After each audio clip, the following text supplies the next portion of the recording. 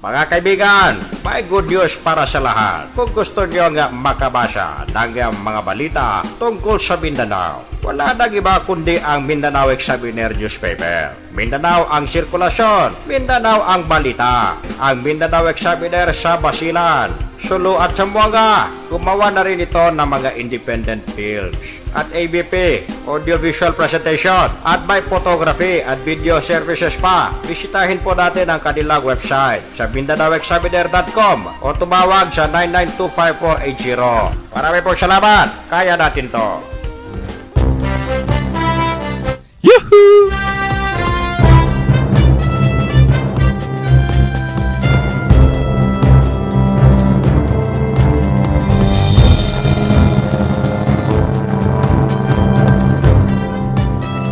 Gising! Isang magandang malamig na hapon. Welcome sa ating programa, Radyo Mindanao. Ito po ang balingkod at Sinto, yung nagsasabing isang napakalamig na hapon sa ating lahat. Holiday ngayon dyan sa Zamboanga City. Nag-celebrate sila ng kanilang kapistahan. At siyempre, tulad ng dati, wala na namang cellphone signal. Ay nako, walang cellphone signal sa Zamboanga. Alam niyo mga kaibigan, every time na may piyesta, pinuputol nila ng ilang oras yung cellphone signal. Nitong Globe Telecom, ng Sun, ng Smart, TNT, lahat.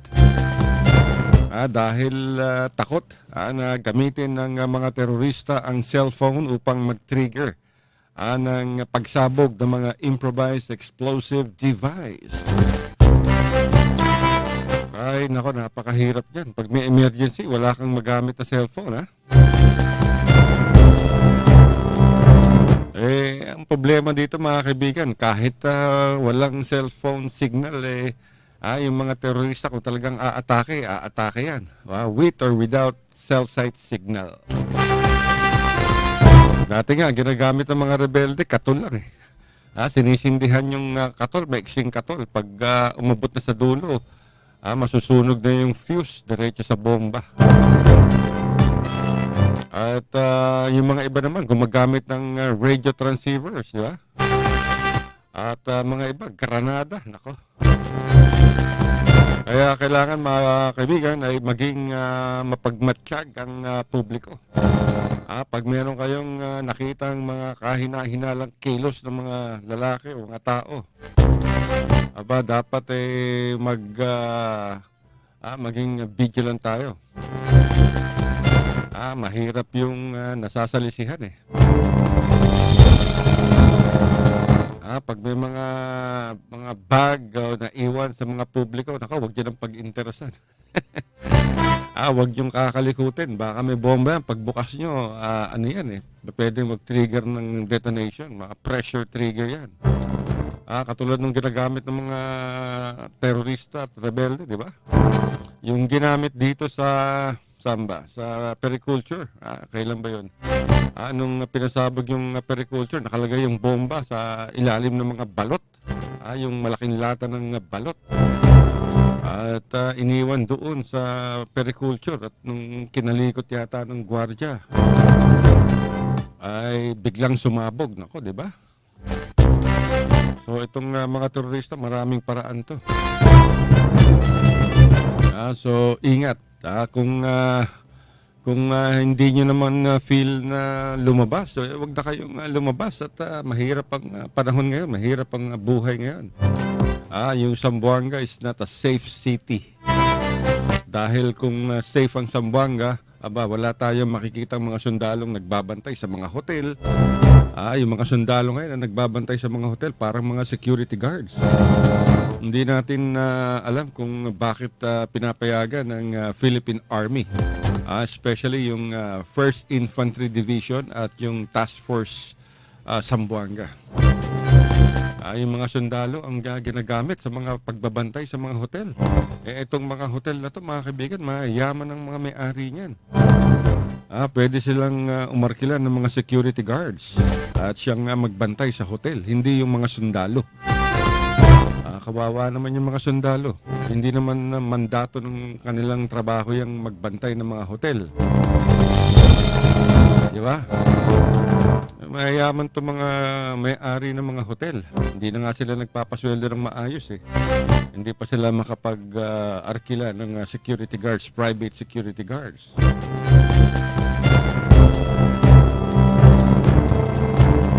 Kaya ingat mga kaibigan, kung para for your own safety. Wag na kayong lumabas ng bahay. O kaya magpunta na kayo sa KCC kung gusto niyo mag-enjoy. At mahirap ngayon. Kung sasama pa kayo sa prosesyon, maulan. Baka magkasakit kayo. Kung kayo'y naniniwala sa Diyos, kahit saan naman kayo, nandiyan dyan sa kapiling ninyo ang Panginoon, di ba? At delikado. Delikado ngayon. Kita niyo yung Davao City. Napakahigpit na dyan, nasalisihan pa, di ba? At nabuti na lang, nahuli itong bomber na si suspected bomber na si TJ Makabalang, na isa palang member ng Maute Group. Itong Maute Group, mga kaibigan, nag-ooperate dito sa Lanao del Sur. At nakipag-alyansa na sila, meron na silang unity dito sa Ansar Al-Khalifa. Isa pa ring grupo ng mga jihadisto. At meron pang isa, yung Abu Sayyaf at isang jihadist group na Khilafa Mindanao yata. Khilafa Mindanao, Ansar Al-Khalifa, Abu Sayyaf, Maute Group. Nag-unite na sila. At ang tawag nila sa kanilang sarili ay ISIS Philippines. At ang tumatayong emir o pinuno nila ay walang iba kundi si Isnilon Hapilon na diyan ngayon nakabase sa Basilan Province.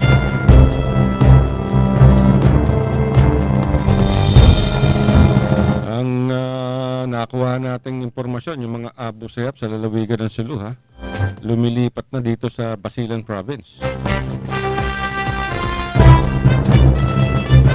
At pinalalakas sila ang puwersa dito sa Basilan. Anyway, yung Abu Sayyaf naman talaga ay nagsimula sa Basilan, di ba mga kaibigan? Ang nagtatag niyan itong si Abdurrajak Abubakar Janjalani. 1990s niya nang itinatag yan. And then ang unang atake nila was in 1992 or 1993.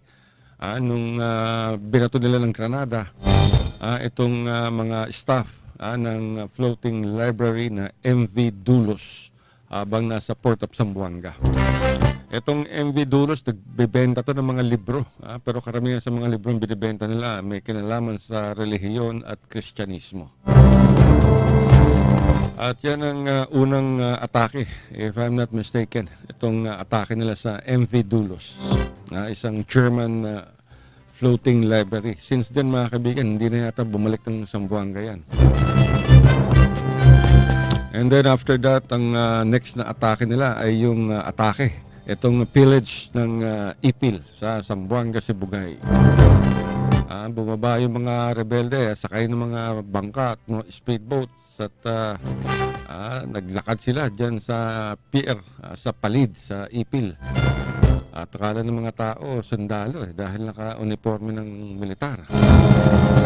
Tapos nag-formation pa sa kalsada.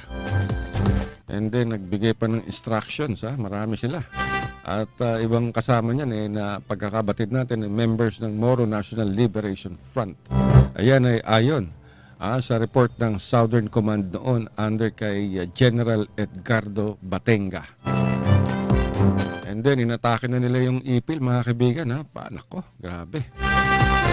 Parang sa pelikula. At sinunog nila yung maraming, yung sentro ng Ipil, pinasok yung mga bangko, pinatay yung mga tao. At tumakas sila, meron pa silang binitbit na isang engineer na babae. Kinalaunan ay naging asawa ng isang commander yata o sub-leader ng Abu Sayyaf.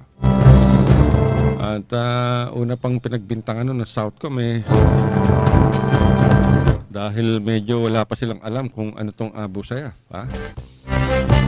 Ang pangalan nito noon ay Al-Harakatul Al-Islamiyah.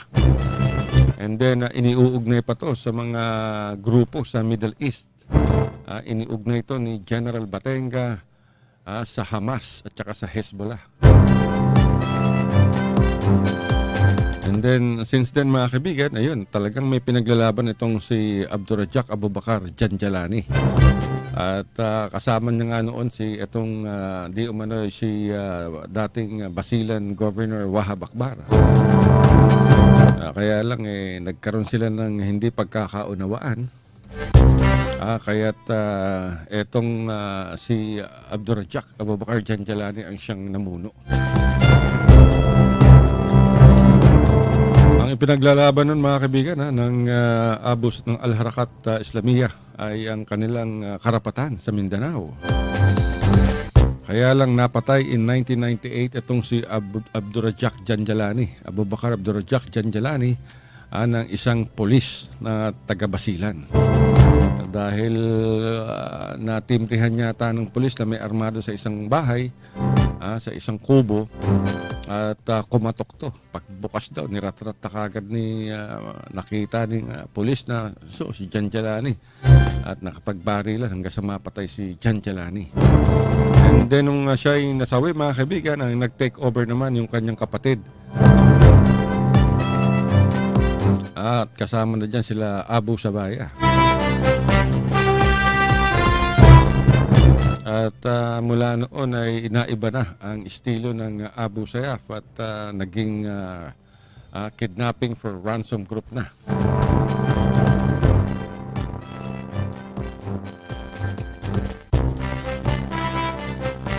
At ngayon ay na-impluwensya na mga kaibigan ng Islamic State na nag-ooperate sa Syria and Yemen at sa Iraq. Kaya ingat mga kaibigan at delikado ang lugar.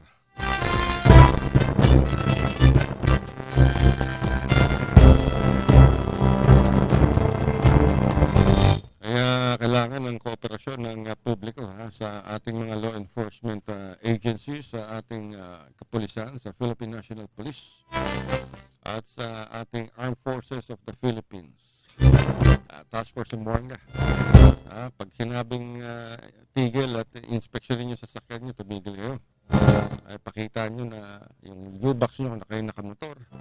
O kaya buksan ninyo mga bintana pagdating sa pagdaan sa checkpoint. At makipagtulungan tayo mga kaibigan. Suportahan natin yung ating mga otoridad. Dahil ang peace and order hindi lamang trabaho ng PNP o ng AFP. Lahat tayo ay may pananagutan dito. Kung hindi ka tutulong, lahat iaasa mo sa otoridad. Walang mangyayari.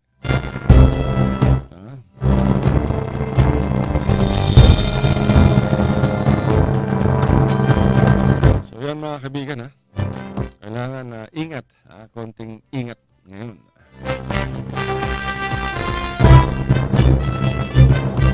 Dahil mahirap ang sitwasyon, nasa state of national emergency pa rin mga kaibigan ng buong bansa. At dahil ito ang deklarasyon ni Tatay Digong matapos na sumabog ang dalawang mortar sa night market sa Rojas Avenue sa Davao City noong September 2.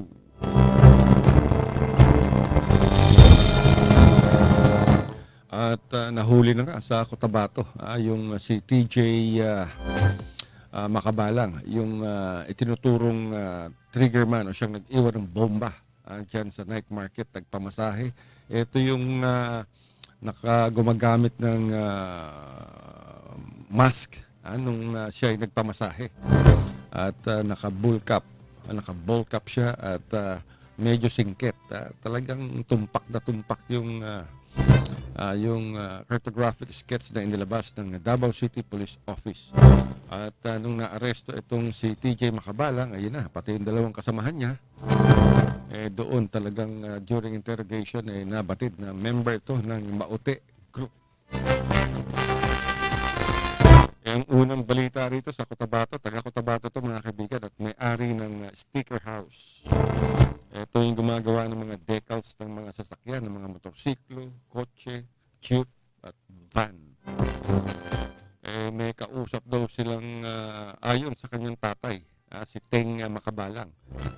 Nag-report sa pulisya sa Cotabato na yung anak daw niya, itong si TJ, at yung kanilang empleyado na isang mekaniko, si Wendell Pactuan, ay dinukot daw dyan sa may vicinity ng bangko, ng Land Bank of the Philippines dyan sa Cotabato City habang hinihintay yung kanilang buyer sa dalawang motorsiklo.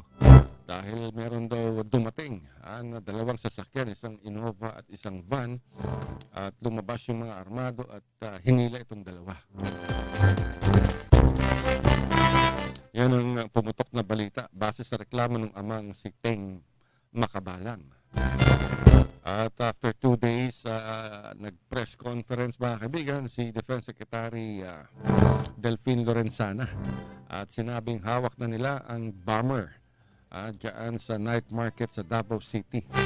At nung ipinisinta ito mga kaibigan, kasama doon itong si Teng Makabalang at yung kanyang mekaniko na si Wendell Pactuan at isa pang tao. Babata pa nitong dalawang kasamahan ni Teng. At yun, lumabas na sila nga ay nasa likod ng bombings. Pagkatapos na maiharap yan, sinabi pa ni Defense Chief Lorenzana na ni-raid nila yung bahay nitong ama ni TJ Makabalang na si Teng Makabalang at doon sa bahay na bawi, na recover ang mga armas at mga kagamitan sa paggagawa ng improvised explosive device o mga homemade bombs. At meron pang dalawang mortar na nabawi sa bahay at yung isa nakakabit na yung time fuse. Ibig sabihin na-assemble na at talagang nasa final stage na upang maging ganap na IED. At nabawi rin mga kaibigan yung isang propaganda video, yung cellphone video ng actual na pagsabog dyan sa Cotabato. At so pati yung ama, si Teng Makabalang, dinakip na rin. So hinahanap pa yung 10 kasamahan di umano nitong grupo ni Teng Makabalang. At yung video, yung ng unity nitong mga iba't ibang jihadist group sa Lanao, particularly sa bayan ng Butig, ay makikita ron ng mga pinuno ng iba't ibang jihadist group, yung Ansar al-Khalifa, Khilafah Mindanao, Abu Sayyaf, pati na si TJ Makabalang, dahil yung video niyan ay July 6 pala nakuha. At doon makikita si TJ Makabalang. So lalo tong nagpalakas sa kasong kinakaharap nitong si TJ Makabalang in connection with the Davao City bombing. At sa naturang video mga kaibigan ay nabatid na kinikilala ng iba't ibang jihadist group sa Central Mindanao ang pinunong ng Abu Sayyaf ni si Isnilon Hapilon bilang kanilang overall leader o emir. Ito ay base na rin sa kautusan ng Islamic State. So kailangan nagkaroon sila ng unity, hindi pwede yung kanya-kanyang atake, kanya-kanyang diskarte. So yan mga kaibigan ang transformation ng Abu Sayyaf from Al-Harakat Islamiyah to Abu Sayyaf. Ngayon ay ISIS sa Pilipinas. Napakahirap. Bakit ang gulo-gulo ng bansa? Diba mga kaibigan, ayaw natin ng kaguluhan. Gusto natin ng katahimikan. Dahil pag may tahimik ang bansa, lahat masaya. Wala kang takot sa iyong sarili na may mangyayari, di ba? Katulad sa Zamboanga, every time na merong celebration dyan, ako, Akala mo para kang nasa Israel, nagkalat ang mga sundalo, nagkalat ang mga armored personnel carrier, walang cellphone signal. 'Di ba? Parang nasa Israel, ganyan sa Israel mga kaibigan.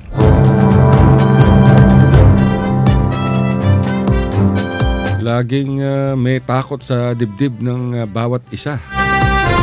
Kaya nga, yung mga magulang, pag umaalis yung kanilang mga anak, sasabihin, anak, mag-ingat ka. Umuwi ka na maaga. Diba? Sasabihin, ninyo, karandang, mag-ingat ka. Daming babae. Umuwi ka na maaga. Kasi merong ang banta, hindi stable ang peace and order sa Zamboanga. Kaya ganyan. Kasi kung maganda yung peace and order, walang dapat alalahanin. Diba? Yung mga mamamayan, yung publiko. Kaya napakahirap. Maraming laban ang ginagawa ni Tatay Digong. Yung laban kontra terorismo, laban kontra lawlessness, laban kontra droga. Diba? Katulad nung kahapon lamang mga kaibigan. Isang politiko ang napatay sa isang anti-narcotics operation dyan sa North Cotabato. Ayon sa report ng ating correspondent dyan, si Roderick Beñas, ay nabatid na magsisilbi sana itong mga pulis at militar ng search warrant sa mga bahay ng mga drug suspects. Pero pag abot doon sa isang bahay, bumulaga yung isang lalaki. At niratrat itong mga pulis, mabuti na lamang at walang nasaktan, walang nasugatan at nasawi. At ito palang bumaril sa mga security forces ay nakilalang si Dindo Piang, na konsehal ng bayan ng Pikit at tumakbo bilang vice mayor nung nakaraang halalan, pero natalo. So napatay itong si Dindo Piang mga kaibigan. Kita nyo na? Kung nanalo pala to sa pagka-busy alkalde, nako, baka lalong namayagpag ang illegal na droga dyan sa bayan ng Pikit. Hindi lamang sa Pikit, maaari sa buong lalawigan ng North Cotabato. Pero sa panayam naman ng ating reporter dito sa pamilya ni Dindo Piang, ay nakausap ni Roderick Beñas itong anak ng biktima na si Amir.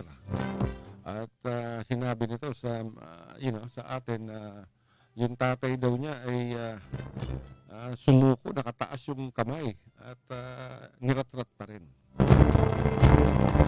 Iyan yung version ng anak pero ang version ng militar at ng pulis ay nagkaroon ng shootout.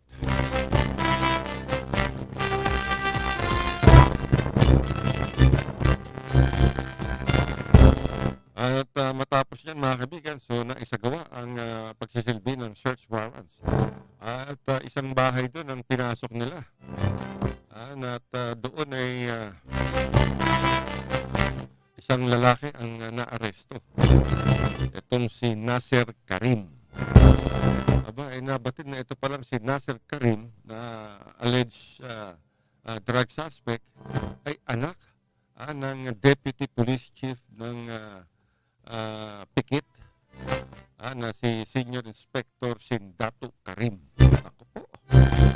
Anak ng pulis, imagine, siya yung Deputy Municipal Police Chief. Yung anak niya, si Nasser Karim, isinasangkot sa droga. At nung maghalughog, ang daming nakuwang mga armas, mga kaibigan, mga rifle, automatic rifles.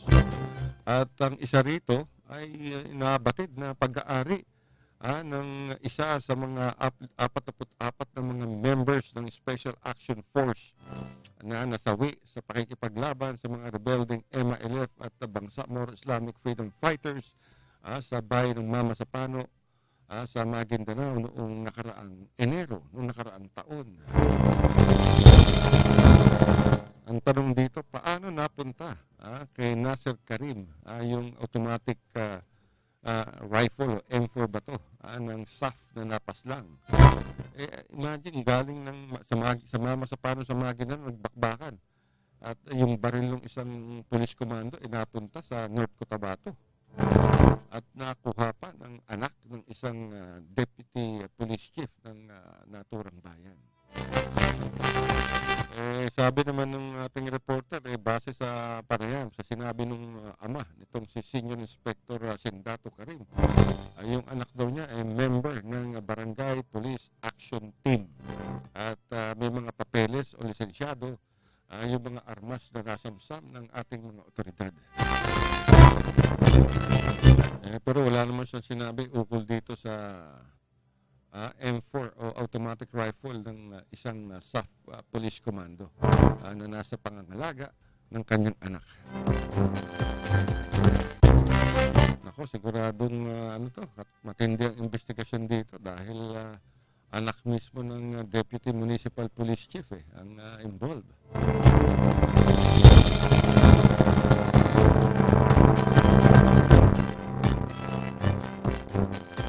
Grabe mga kaibigan ha. Alam niyo mga kaibigan at nag-iikot-ikot tayo kahapon ang minimum wage na ngayon sa Zamboanga City ay 296 pesos a day. Pero may mga categories to, yung 296 kung ang empleyado ay nasa 10 pataas. Pero marami tayong nakakausap. Diyan sa Shaporama, kausap natin yung ilang mga tindera dyan. Tinanong natin, magkano sweldo mo? Sabi ng kahera, 200 pesos. Nako. Tinanong ko yung bagger, magkano sweldo mo? 170. Nako po. Hey! Talagang marami pa rin kumpanya ang hindi nagpapatupad ng itong minimum wage law. Sa isang hotel naman, tinanong ko, ikaw, magkano sweldo mo? 200. Aray. Bakit ba ganun yung mga ibang empleyado, mga kaibigan? Yung isang gasoline boy dyan sa may Governor Alvarez, tinanong ko, ikaw, magkano sweldo mo? 160 po. Nako. Ay, nako po. Meron pang isang malaking hotel dito. Tinanong ko yung isang empleyado, ikaw, magkano sweldo mo? 200. Aray. Tapos yung mga salespersons naman ng mga China, ito mga tinatawag na Chinamen, ng mga tindahan ng mga incheck. Magkano yung sweldo mo? 160 po, 140. Meron pang 100, isang araw. Naku po. Diyan mga kaibigan, makikita nyo kung gaano ka-inutil ang Department of Labor and Employment sa pagpapatupad ng batas. Yung isang hotel na pinagtanungan ko, ang sumbong sa akin ng empleyado, pabalik, marami na raw reklamo. Yung mga empleyadong tinanggal sa serbisyo nitong isang hotel na to. Wala daw talaga. Walang magawa. Hindi nila alam kung bakit parang walang ngipin. Walang magawa itong Department of Labor and Employment sa reklamo ng laban sa isang hotel. Hindi na nga nagbabayad ng tama. Pati yung nag-report sila 12 oras pero kinakaltasan. Ginagawang 10 oras lang yata yung trabaho. Meron pang isang dishwasher. Sabi sa akin, sir, pinag-overtime ako. Mula gabi hanggang umaga, hanggang madaling araw. Nung kinukubra ko na yung overtime ko, pagdating ng sweldo, pinagalitan pa ako. Bakit daw ang laki-laki ng overtime? Ay, nako. Alam nyo mga kaibigan, dyan nyo makikita, kung gaano ka-inutil itong Department of Labor and Employment. At ang pagkakaalam natin dyan, pag may nagreklamo sa Department of Labor, ang ginagawa ng Department of Labor, mga opisyal nito ay susulatan. Kunyari, yung isang hotel, susulatan nila. Sasabihin na merong nagreklamong empleyado laban sa inyo na hindi ro kayo nagpapasweldo ng nasa batas. At binibigyan namin kayo ng 30 days para magsagutin itong aligasyon ng inyong empleyado. Siyempre, nalaman na ng hotel to. Nalaman na ng management. So ang ginawa nila, sibak, tinanggal kagad yung empleyado. Yun ang masakit doon, di ba? Nagsumbong ka na dahil hindi tama ang pasweldo sa iyo. Nung nagsumbong naman tong Dole sa pamunuan ng hotel, grabe. Ang ginawa naman itong hotel, sinibak kagad, tinanggal. Yung isang gwardiya nga ng hotel, ang sweldo, 250 a day. Sabi ko, bakit 250 a day? Dapat sa inyo, 296 na. O kaya, before that, last month, 285 yata ang sweldo, ang minimum wage. Hindi raw nila alam. Wala naman silang magawa dahil kung magreklamo daw sila, baka tanggalin sila sa pwesto. Ayan ang problema. Itong mga empleyado, kawawa naman. At sinasamantalan itong mga kapitalista. Paano hindi magiging inutil itong Department of Labor and Employment? Alam naman nila na maraming kumpanya sa Zamboanga ang hindi nagpapasweldo ng maayos nang wala sa minimum wage law. Pero nagbubulag-bulagan, nagbibingi-bingihan. Dahil kung ginagawa ng Department of Labor and Employment yung kanilang trabaho, marami na silang sigurong na-penalize ng mga employers dito sa Zamboanga City. Alam nyo, ang problema, itong mga mayayaman, itong mga kapitalista, mga swapang sa pera. Pucha, ang laki-laki na ng mga negosyo ninyo, hindi pa kayo makapagpasweldo ng maayos. Bakit? Pag namatay kayo, hindi nyo naman madadala yung kayamanan ninyo. Kaya nga yung ataol, mga kaibigan, walang drawer, walang cabinet na pwedeng ilagay doon yung mga alahas, yung mga milyong-milyong halaga ng inyong mga ari-arian o inyong mga salapi. Kaya pag namatay, sakto lang sa kabaong. Di ba? Mayaman ka o mahirap. Kaya ang tendency, maraming mga empleyado ang minumura ng patalikod ang kanilang mga employer. At talagang mga iba pinagdanakawan pa siguro. Dahil hindi fair ang kanilang pamamalakad. Sa mga hotel naman, meron silang tinatawag ng hotel associations. Siyempre, sila mismo magtatakipan yan. Kaya dapat tignan to ng Department of Tourism. Kung tumutupad ba sa batas itong mga hotel owners. Mukhang although hindi naman to mandato ng Department of Tourism, dapat masigurado na tumutupad sa batas itong mga hotel. Hindi lamang sa Zamboanga, sa buong bansa, sa buong Mindanao. Pero sa Zamboanga, talamak ang violation dito, mga kaibigan, sa labor laws. Kahit sa mga department stores, ganun din. Ang maayos lang yata magpasweldo rito, yung KCC.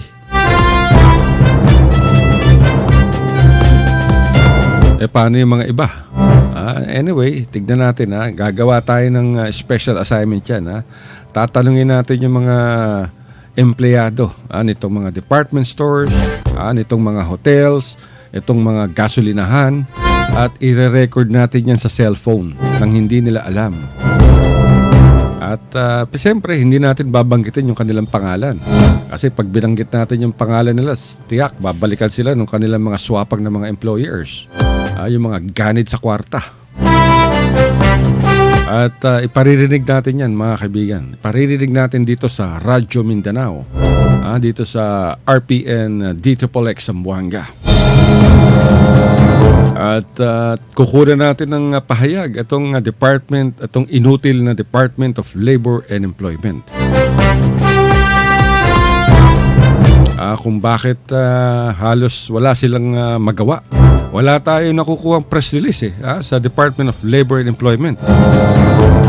Wala tayong nakukuhang pahayag na etong isang establishment na to ay na-penalize namin dahil sa paglabag sa minimum wage law. Wala tayong marinig na ganun. O kaya itong establishment na to ay isinara dahil sa hindi pagbabayad ng tamang buwis. Wala rin tayong marinig na ganun. Parang sa Zamboanga City Government, yung local government sa Zamboanga. Ganun din. hindi maaksyonan yung pangungolekta ng tamang buwis.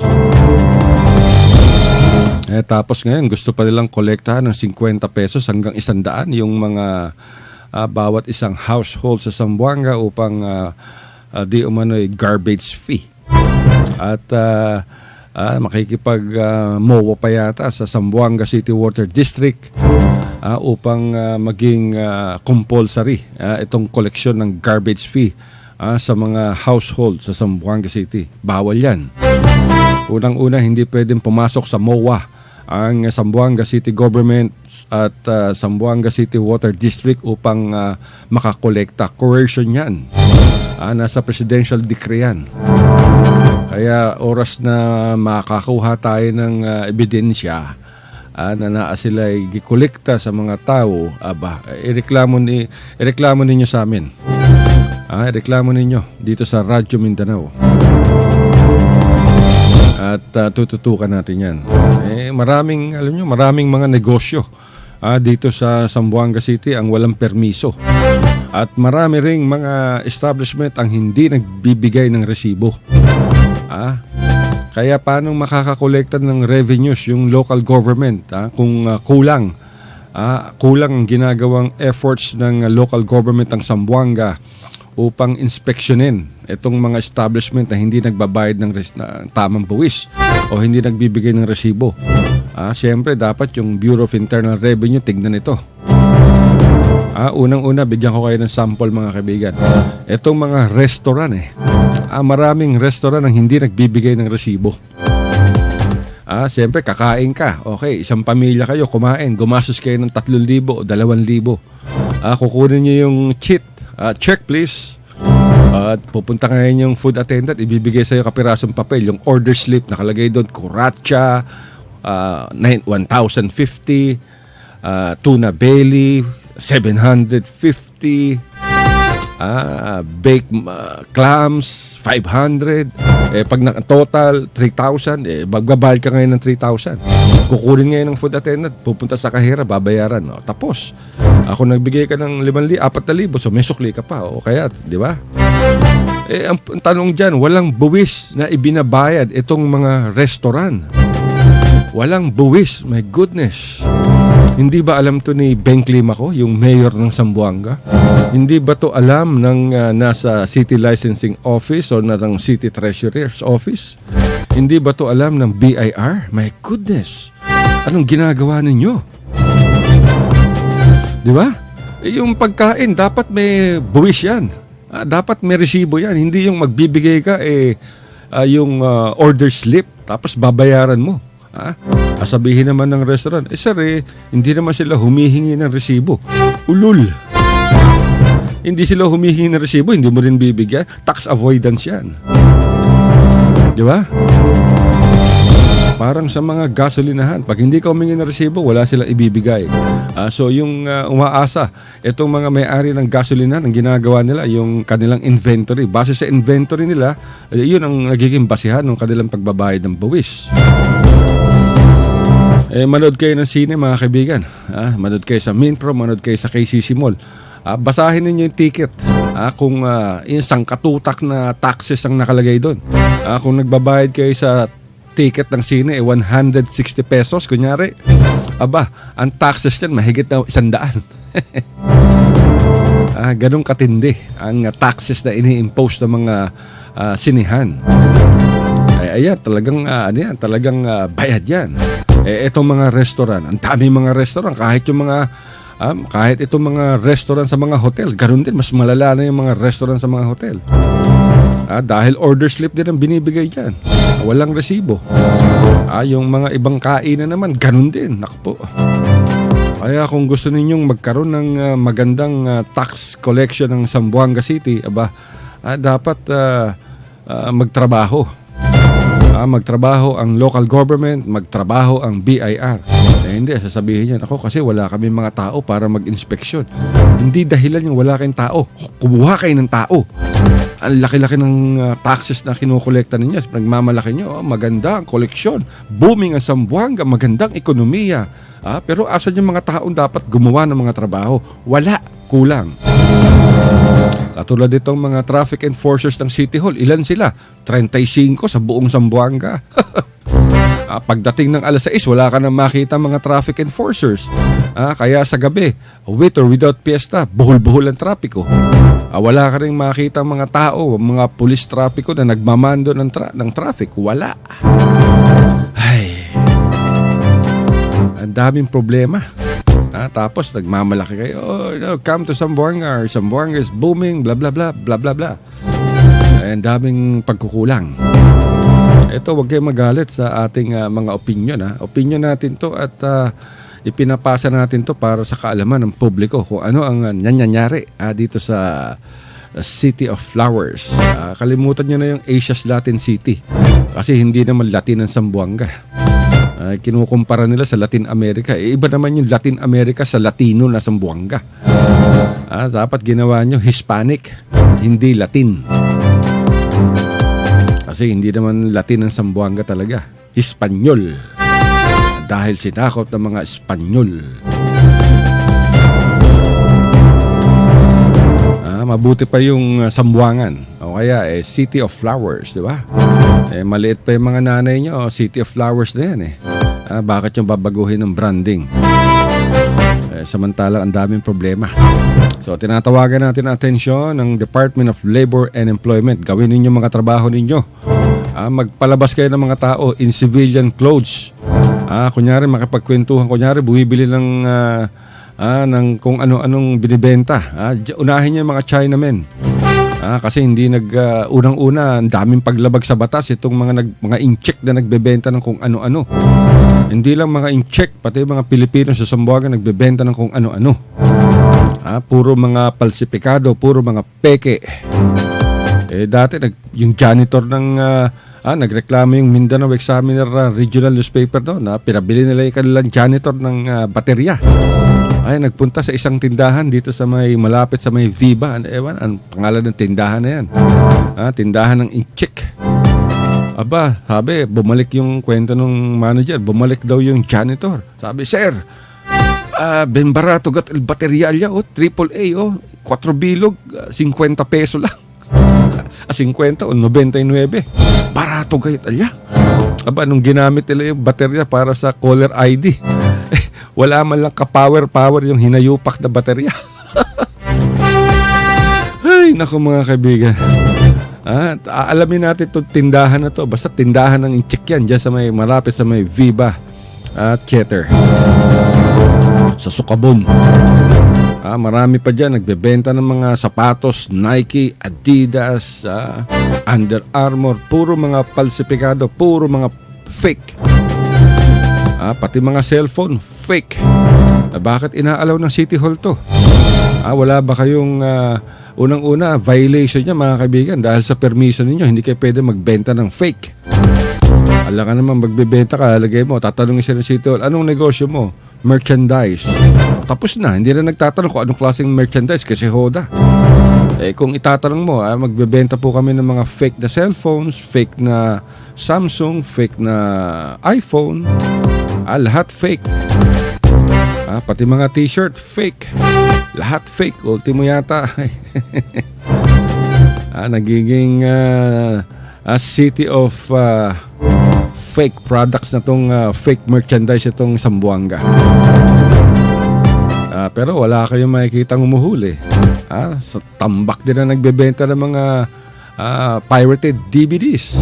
Sabihin pa ng mga taga City Hall, wala kasi nagrereklamo. Wala nagrereklamo? Mandato ninyo yan.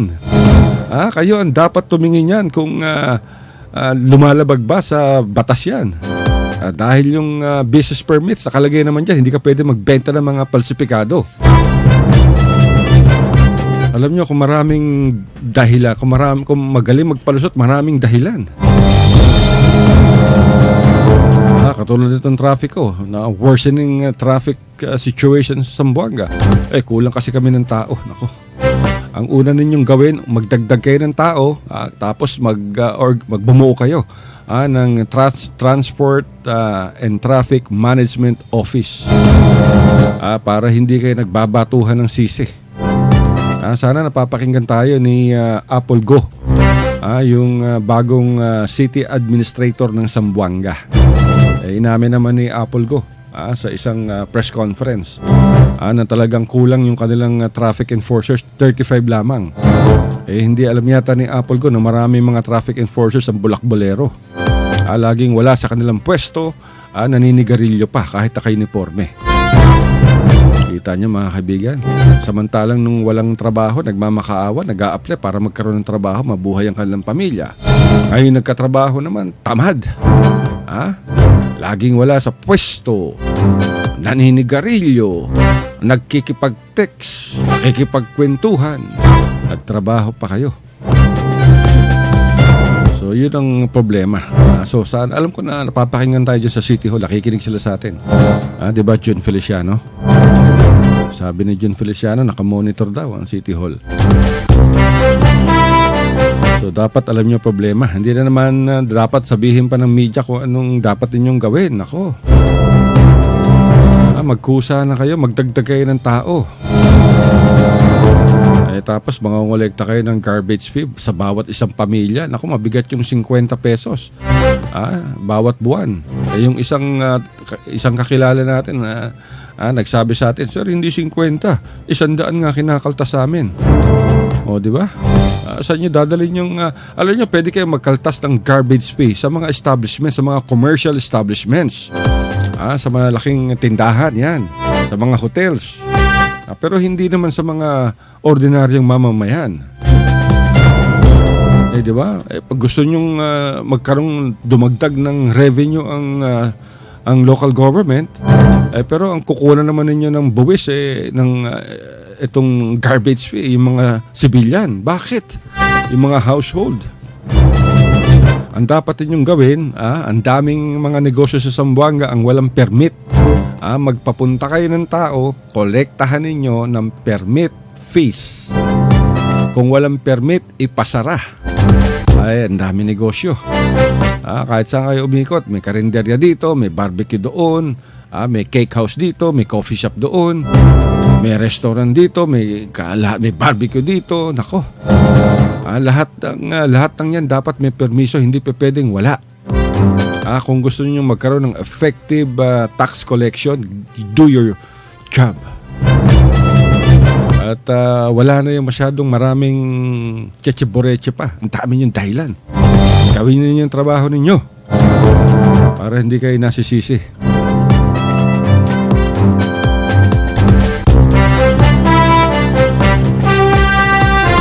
Pero mga kaibigan, naubos na naman yung oras natin.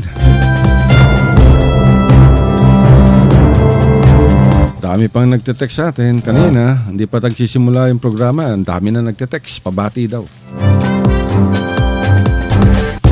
Yung gustong magpabati, maglagay na lang kayo ng ads dito sa amin para every 30 minutes, every 5 minutes, binabanggit namin yung mga pangalan ninyo. Mura lang naman yung advertisement sa Radyo Mindanao. Tawag lang kayo o text lang kayo. Hindi naman kayo sasagutin ng sales department namin. Text lang kayo sa 0995-520-2358 at sa 0947-482-3453. Ayan yung sales department ng Radyo Mindanao dito sa RPN D-X Zamboanga.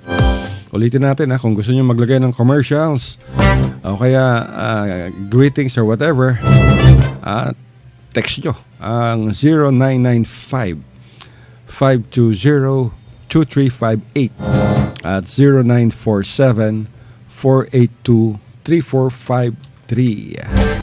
Ayan yung ating sales department. Nakaantaba yung ating sales staff dyan para mabigyan kayo ng rate.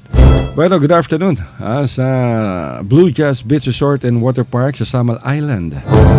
Papabate yung mga employees and staff at nakikinig sila sa atin. Itong Blue Jazz Beach Resort and Water Park, mga kaibigan, sa Samal Island, 10 minuto lamang yan. Sakay kayo ng water taxi from Davao City. In 10 minutes or less than 10 minutes, nasa Samal Island na kayo. At napakaganda sa Blue Jazz, napakamura. Maganda yung amenities, world class. Kaya kung gusto niyo mag-celebrate ng weddings, birthdays, o anniversaries, baptismal, o kaya family reunion or business conference, workshops, or seminars, tawag na kayo sa Blue Jazz Beach Resort and Water Park sa kanilang hotline. Lista nyo, save nyo sa cellphone nyo. 082-284-2000. Ulitin natin, ang kanilang telephone number is 082-284-2000.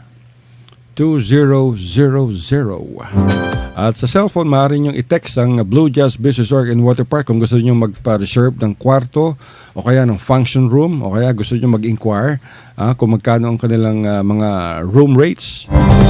Murat pero napakaganda. Tawag or call or text sa 0998-967-8001 up to 8005. Ulitin natin, 0998-967-8001 up to 8005. Blue Jazz Beach Resort and Water Park sa Samal Island. 10 minutes ride sa water taxi and you're in Samal Island. Kung nasa Zamboanga kayo, sakay ng aeroplano, mura lang, papuntang Davao, less than 2,000 lehata yan, mababa, 1,700 or 1,600, one way. Huwag na kayong bumiyahe, mapagod kayo. Aeroplano na lamang. Lalo na kung dala niyo yung inyong sweetheart. Bueno, mga kaibigan, sa lahat ng nakikinig sa atin, maraming salamat. Nagpahabol kanina si Ali Lee. Greetings daw sa Norte family sa Baliwasan, sa Zamboanga City at sa kanyang loving husband na si Ramil Kamay. Greetings coming from Ali Lee. Lang tayong oras at holiday ngayon, kaya walang pasok at pahinga tayo. Huwag na muna kayong maglagalag at masama ang panahon. At gastos lang yan, mga kaibigan.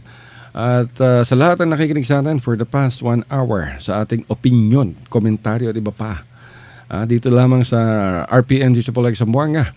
Ito po niyang balingkod, Alasinto para sa Radyo Mindanao. Hanggang bukas, mga kaibigan. I love you, mamua. So this is Christmas. Take care. Chup chup.